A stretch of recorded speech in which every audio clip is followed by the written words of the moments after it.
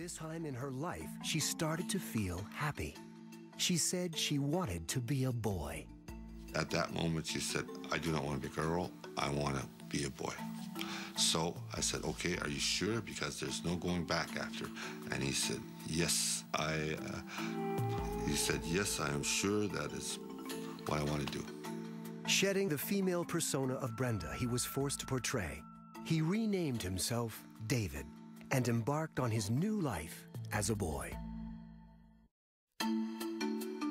At the age of 13, finally aware of her family's terrible secret that she'd been born a boy but raised as a girl, Brenda Reimer decided she wanted to be a male and changed her name to David.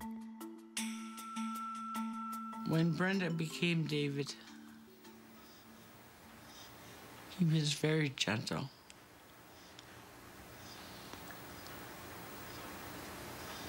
And I apologized to him. Told him I was sorry.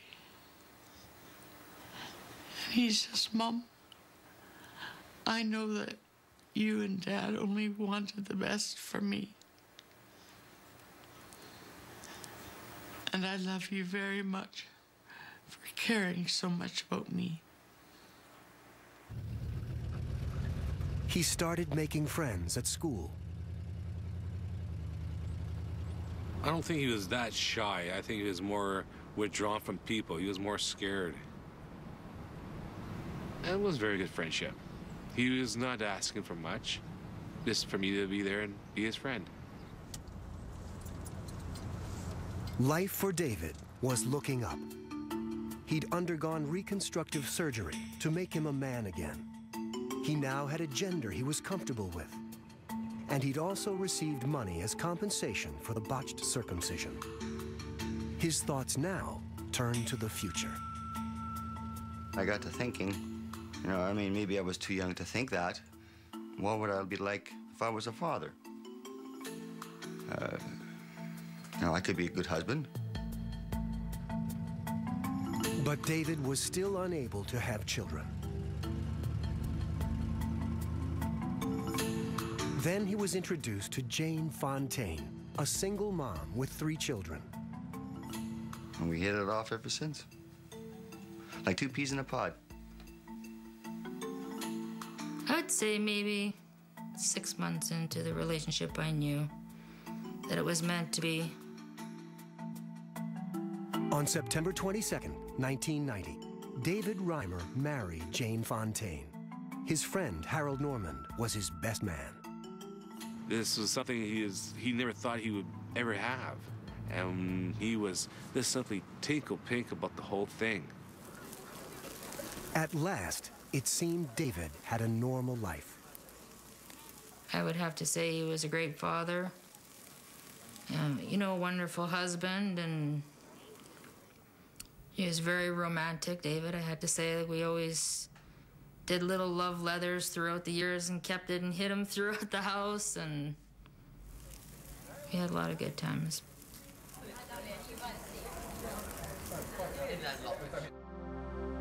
But there was one thing that was still not right in David's life: his relationship with his twin brother, Brian. The problems between them began when Brian learned the truth about his twin sister.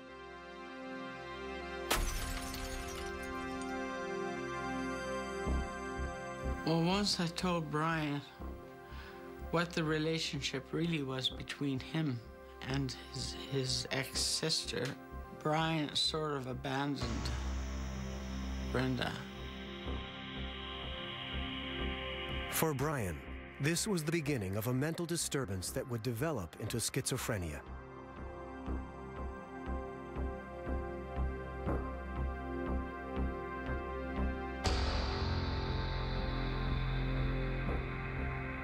Then something happened when they were adults that would draw the twins together. David discovered their former psychologist, Dr. Money, continued to publicize the case as a success, proof that a boy could be raised as a girl. I was appalled, disgusted, and angry when I heard about it. because it was nothing further than the truth. You're a cute little boy. 3 decades after this misguided experiment. To try to prevent others from being traumatized as they had been, David persuaded his brother Brian to go public with him and speak about their ordeal. David said, we have to do this and stop Dr. Money from doing what he's doing. He's ruined our lives. We can't let him ruin any more. So Brian agreed. The experiments that he made us do, going into sexual positions with no clothes on, and taking pictures of us, how degrading for a 7-year-old. Shortly after their appearance in the documentary, Brian's mental health deteriorated. In July 2002, he was found dead in his apartment.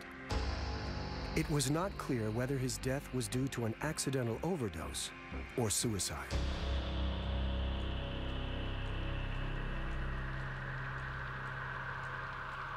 It appeared that once again, David's life was about to take a turn for the worse. After finally deciding to reveal the incredible ordeal of having been born a boy but raised a girl, David Reimer's life takes a tragic turn. He'd asked his twin brother to back up his claims of what they had endured as children at the hands of their former psychologist, Dr. John Money. Shortly after they went public with their story, his brother Brian was found dead. David used to come here quite often, bring him flowers, and I guess I don't know exactly what he talked about, but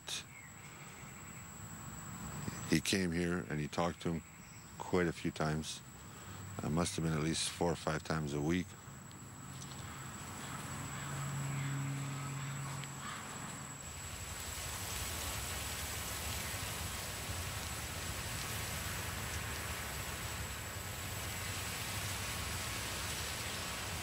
Brian's death affected all aspects of David's life, even the parts that he'd been happy about.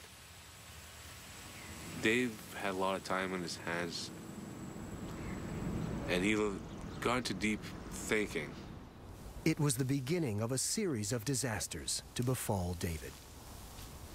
First, his brother died, whom he grieved over terribly. Then he made a very bad investment where a man absconded with the money. That was quite a lot of money. And he couldn't find a job. He was 38 years old. Who's going to hire you at semi-skilled work? Ultimately, all these problems affected his marriage. I needed some separation time. I knew that we needed separation time. And I remember telling him, you know, I said, I love you. I said, I'm not asking for divorce. I said, but separation time, I think we need it, so. He cried on his friend's shoulder for about 3 or 4 hours. And he says, I can't make my wife happy. My wife I just can't make her happy.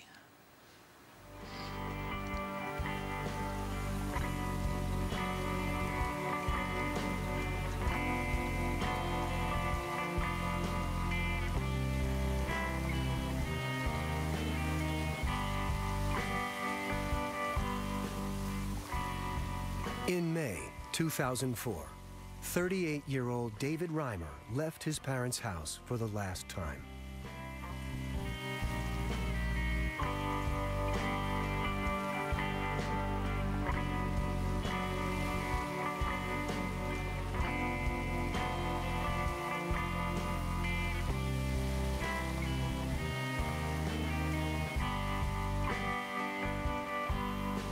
He took a shotgun with him